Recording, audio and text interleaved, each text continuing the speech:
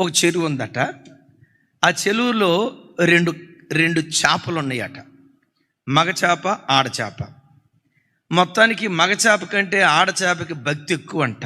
చేపల్లోనే కాదు, మనుషుల్లో కూడా అట్లాగే ఉంది. ఆడచేపకి చాలా భక్తి ఎక్కువ అంట. చెరువులో నీళ్ళు అయిపోతూ ఉన్నాయి.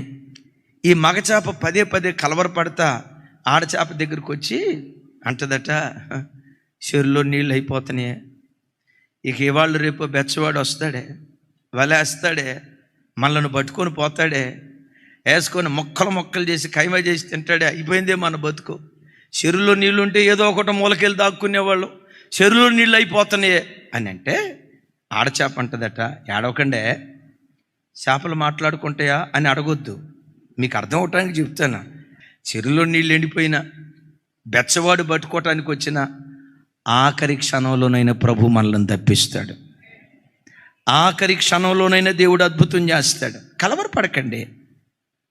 దినాలు అట్లా గడుస్తున్నాయి, చెరువులో నీళ్ళు ఇంకిపోతున్నాయి. మావాడు బెచ్చవాడు బయలుదేరాడు, చేపలు పట్టుకుని ఆయన బయలుదేరాడు. ఈ మగచేప వచ్చిందంట, ఇంకేం దేవుడు కాపాడుతాడు. అదుగుదుగు వాడు అడుగులు సవడి టక్ టక్ టక్ టక్ టక్ టక్ అడుగులు సవడి వినపడుతుంది, అయిపోయిందే. ఏడవకండి, దేవుడు ఉన్నాడు, ఆఖరి క్షణంలో ఉన్న దేవుడు కాపాడుతాడు అనే లోపు బెచ్చవాడు రానే వచ్చాడట, వాళ్ళు వేసాడంట. విచిత్రం ఏంటో తెలుసా, ఆ వలలో ఏ చేపలు పడ్డాయో లేదో తెలియదు కానీ ఈ రెండు చేపలు పడ్డాయి అంట. ఇంటికి తీసుకెళ్ళాడంట, ఆ బండ మీద వేసాడట. భార్యతో చెప్పాడట, గళ్ళుప్పు తీసుకొచ్చి చేపలు బండకేసి రుద్దేశాయి, కత్తిపేట తీసుకురా అని చెప్పాడట. మగచేప అంటదట, ఉప్పు కూడా తీసుకొచ్చిందే, అయిపోయింది మన పని. దేవుడు దేవుడు దేవుడు ఓరుకోండే, మనం ఆరాధించే దేవుడు ఆఖరి క్షణంలోనైనా అద్భుతం చేస్తాడు.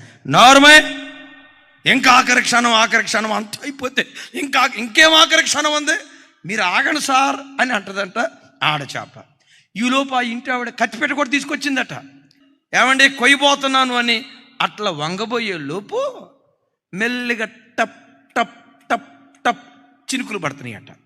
ఎప్పుడైతే చినుకుల శబ్దం వినబడిందో వెంటనే ఈవిడ అయ్యయ్యో బాల్కనీ మీద బట్టలారేసాను, అవి తడిసిపోయేటట్టున్నాయి అని చెప్పి అడావుడిగా పరిగెత్తుకుంటా బాల్కనీ దగ్గరికి వెళ్ళి ఆ బట్టలు చదువుతా, పావు గంట సేపు ఆ బట్టలు చదువుతా ఈ చేపల దగ్గరికి వచ్చే లోపు విస్తారమైన వర్షం వచ్చింది, ప్రవాహం వచ్చింది.